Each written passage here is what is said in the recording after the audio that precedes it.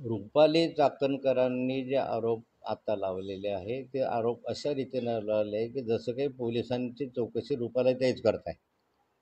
म्हणजे रुपाली तर आता पोलीस अधिकारी झालेले आहेत, त्याच चौकशी अधिकारी करतायत, तपास अधिकारी त्याच अशी माहिती देत आहेत. वास्तविक जी त्यांनी माहिती दिली ते पोलिसांनी द्यायला पाहिजे.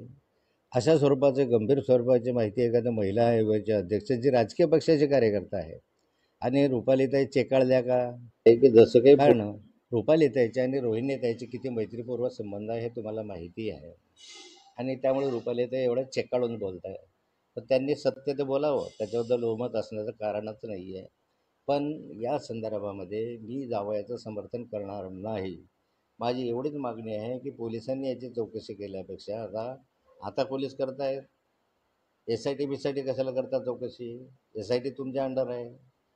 तर केंद्र सरकारच्या अंडरची एखादी निष्पन्न संस्था म्हणजे CBI वगैरे सारख्यांना चौकशी करा. आणि लांबणारं प्रकरण जर असेल तर SIT नाही करू शकत या संदर्भामध्ये.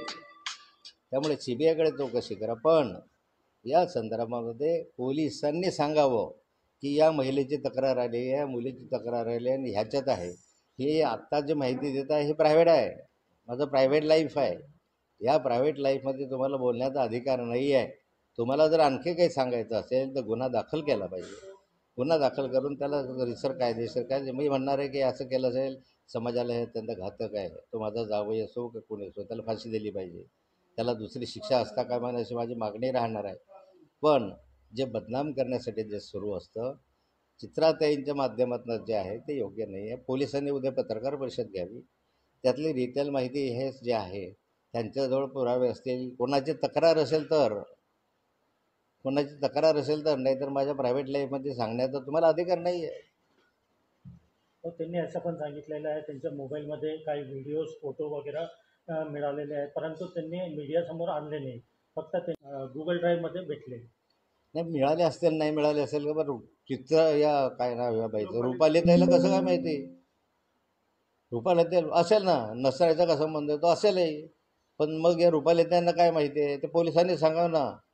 पोलिसांनी गुन्हा दाखल करून बाजारपेठ पोलीस स्टेशनच्या हद्दीत अत्रे हॉलच्या जवळ तुमचे अनेक फोटो असू शकतात, ते माझं प्रायव्हेट लाईफ आहे. गुन्हा जोपर्यंत माझ्यावर दाखल होत नाही, जोपर्यंत माझ्याविषयी तक्रार दाखल होत नाही, तोपर्यंत रुपालीताईला असं का पोलिसांना याच्यावर बोलण्याचा अधिकार नाही आहे. तर तो चौकशीमध्ये दोषी आढळला तर फाशी लावला पाहिजे, त्याला योग्य ती कायदेशीर शिक्षा झाली पाहिजे. मरेपर्यंत त्या शिक्षा अशा लोकांना द्या समाजामध्ये अशा स्वरूपाचं दुष्कृत्य करतील. मी जावयाचं समर्थन करणारा नाही. परंतु व्हाया रुपालीताई अशा स्वरूपाचे उद्योग पोलिसांनी पण करू नये. पोलिसांनी यावं, गुन्हा नोंद करावा, कोण्या महिलेची तक्रार असेल तर ते सांगावं. यामध्ये सगळं पहिल्या दिवसपासून पाहतो तर संशयाचं वातावरण आहे. रुपालीताईंना मी सांगेल की जरा लोढा प्रकरणामध्ये लक्ष घाला.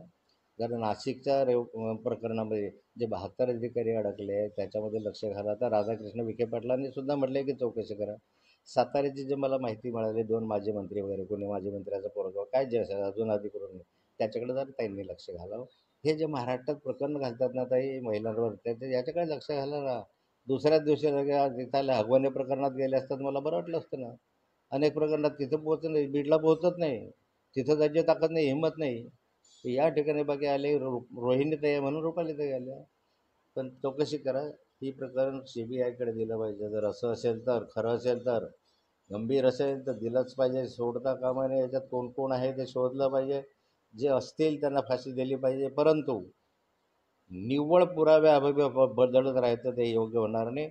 सर्व बाजूंनी याची चौकशी करा. मग पोलीस ज्या अँगलने तपास करत आहे या प्रकरणांमध्ये, तुम्हाला पोलिसांवरती विश्वास आहे? आहे ते प्रकरण ड्रगच्या संदर्भामधलं आहे. पोलिसांनी ड्रगच्या संदर्भामध्ये चौकशी करावी ना. याच्यात दोषी आहे का, रेव पार्टी आहे का, यानं ड्रग घेतलेला आहे का, ड्रग बाळगलेले आहे का, मग हा खरंच आधी गुन्हेगार होता का. सर्व पोलिसांनी न्यायालयामध्ये हे सगळं नाकारलेलं आहे. न्यायालयात सांगितलं की रेव पार्टी नव्हती, ह्या संदर्भात याच्यावर कोणताही गुन्हा दाखल नाही आहे. यात प्रांजल खेवरकरच्या संदर्भामध्ये पोलिसांनी सांगितलं आहे ना ड्रग सेवन केलेलं नाही आहे, अजून आमच्याकडे रिपोर्ट आलेली नाही आहे, याने बाळगलेलं नाही हे त्याच्यात दिसतं आहे. म्हणजे सगळं तर सत्यच दिसतं आहे. मग त्याच्याकडे चौकशी करा ना. त्याच्या माध्यमातून हे आम्हाला मिळालं, ते आम्हाला मिळालं, लक्ष विचलित करण्याचा प्रयत्न आहे. आणि असेल तर गुन्हा दाखल केला पाहिजे, चौकशी केली पाहिजे आणि पोलिसांनी जनतेसमोर मांडलं पाहिजे. उलट निर्माण करण्यात अडचणीचं सत्य आहे ते मांडलं पाहिजे आणि सत्याची चौकशी झालीच पाहिजे. गुन्हा असेल तर शिक्षा झाली पाहिजे. चला. काय